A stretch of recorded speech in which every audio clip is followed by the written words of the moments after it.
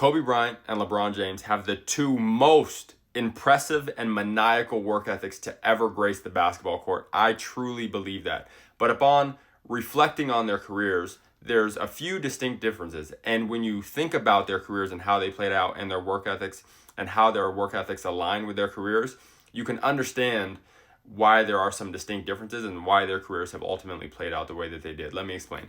Kobe Bryant is the gold standard of hard work, right? He's a guy who would run through a brick wall, play through injuries, and had extremely high standards for what he was trying to do, right?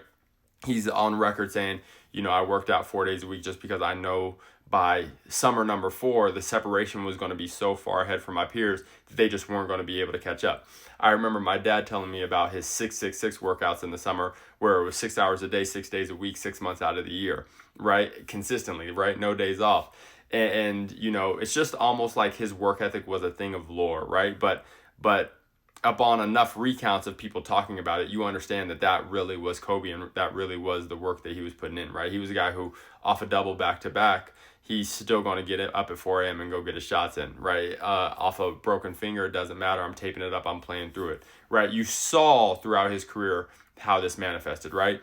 And ultimately, I think he maximized his career maybe better than anybody in the history of the game, right? There's a few other guys, Steph Curry, for example, who, not the most imposing athlete, but has maximized his career. But I think Kobe has maximized his talent just about better than anyone in the history of the game. You know what I'm saying? And I think that's because the approach he took and the mindset that he had with his work ethic was just so insane, right? For lack of a better term, just so absolutely insane. But you saw at the end of the career, right, the downside to that, because everything has pros and cons, that his body hit a wall and started to break down, right? And I think that is because the work ethic that he had, right? The mindset that he had, the walls that he was willing to run through, the injuries he was willing to play through, the work that wasn't going to stop regardless of what else was going on, right? It didn't matter what injuries he had, what outlying factors there were. He was going to work through these things regardless, you know what I'm saying? And I think that largely led to the injuries at the end of his career and just his body ultimately breaking down, which is okay. I think, for what he was able to accomplish, right, that's just the price you have to pay. You know what I'm saying?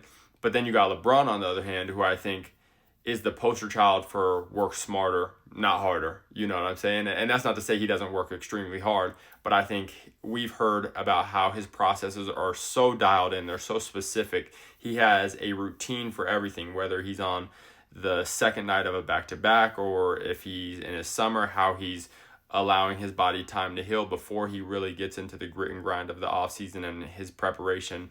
You know what I'm saying? Like, you can go on and on about how his preparation is just so dialed in, bringing in his own meals because he doesn't want to eat junk, making sure he has the right things for his body at the right times, leaving a game and immediately going into recovery mode, right? Whether it's getting ice, whether it's getting into a cold plunge, whether it's getting massage, whatever, right? He's talked about all that stuff recently on his podcast.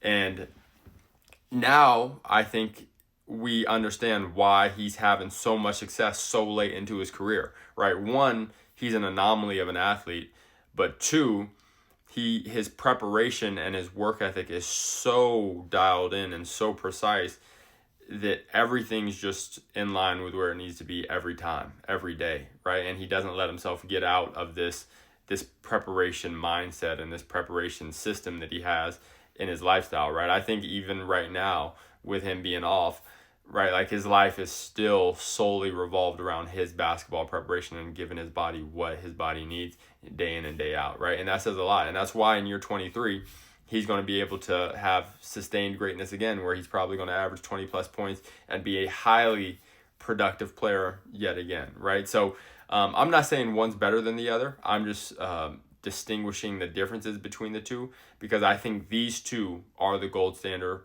for working hard. And I think if you really watch their careers and how they played out, there's things that you can take from both of them, right? Like, I think it's important to have the resiliency that Kobe Bryant had, right? And I think it's also important on LeBron's end to understand the importance of repetition and understand the importance of having your processes dialed in, right? Because repetitiveness takes you a long ways, right? Like, it's it's not no secret to what leads to success, right? Doing the same thing every day ultimately will lead to success because not that many people will do it. So with that being said, I think these two are the gold standard. I think these two should be looked to when we're talking about how to prepare, how to get better, how to constantly increase the bar, raise the bar, and find new peaks and new mountains to climb, because these two did it at a consistent basis. But let me know what you guys think. It was just a fun debate that I was having in my head. Peace.